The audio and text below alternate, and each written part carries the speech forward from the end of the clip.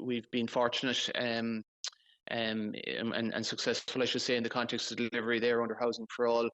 In the first instance, from 2022 up to last year, we've delivered 666 units. We've delivered 743 units versus a target of 666. And I suppose going forward into this year, we plan to deliver those units, those 195 units social and 27 units affordable. So we're again on track to exceed targets for this year, which is good. And I suppose you're looking at some of the locations for the developments. It's wide across the county, rather than being focused on Ennis-or-Shannon. That's correct. Yeah, we have developments ongoing across the county.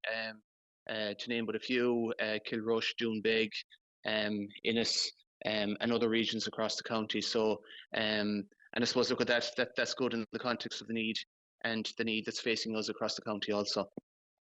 Yeah, and you mentioned that, Lee, there's almost an ever-growing number of people on waiting for social housing, and on the social housing list. Is there almost a need to increase the target of the delivery as well to, I suppose, cater for the amount of people that need a house?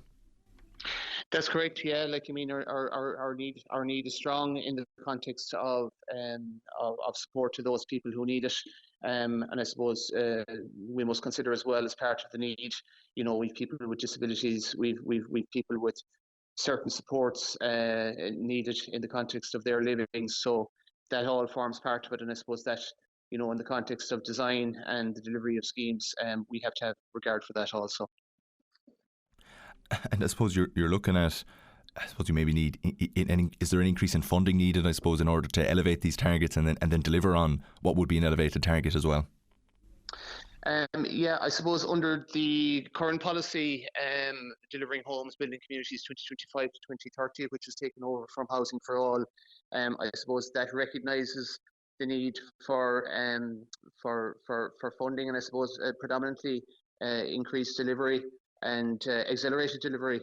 And I suppose in that regard, there are new policies have been introduced by government around that piece to fast track delivery and I suppose to unblock blockages that might exist as part of the infrastructure, for example, in order to activate lands and to activate sites and activate housing. So I suppose look at under the new policy, delivering homes and building communities 2025 to 2030, I suppose that sets out the headings being accelerating supply, accelerating delivery, providing for zones and service land, promoting affordability, and I suppose look at the National Housing Activation Office forms a strong role in relation to all of that. And we ourselves, you're probably aware that we're now realigned as part of the restructuring that has occurred in Clare County Council with the likes of the Housing Activation Office in relation to being able to accelerate delivery and activate lands where we can.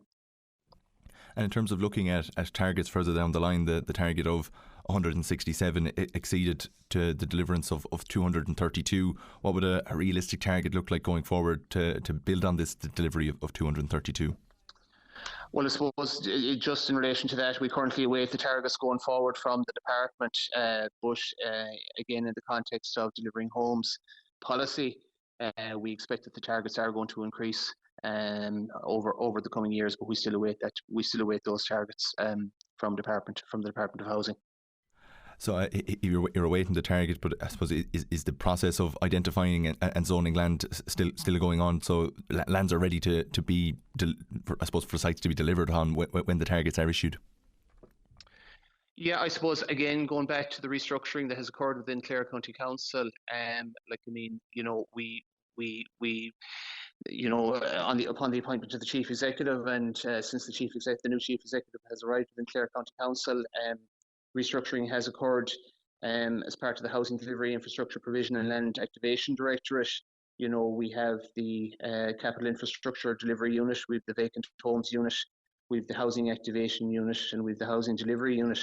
And I suppose collectively our priorities are housing activation and delivery, and we're already working together in relation to the activation of those lands so as to provide for land banks and to enable developers, I should say, also in the context of future delivery. So that work is already ongoing.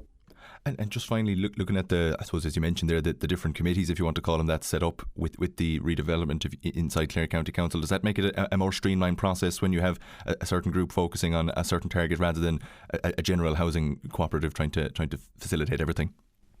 Certainly does, yeah. Like, I mean, as I say, those units in themselves are contained within our own directorate.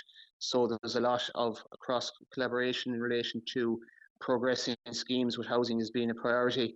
And as well as that directorate aligns with the Housing Activation Office nationally and other supporting structures nationally, so as to, for seamless transitions in the context of applying for funding or applying for supports in the context of activation and delivery.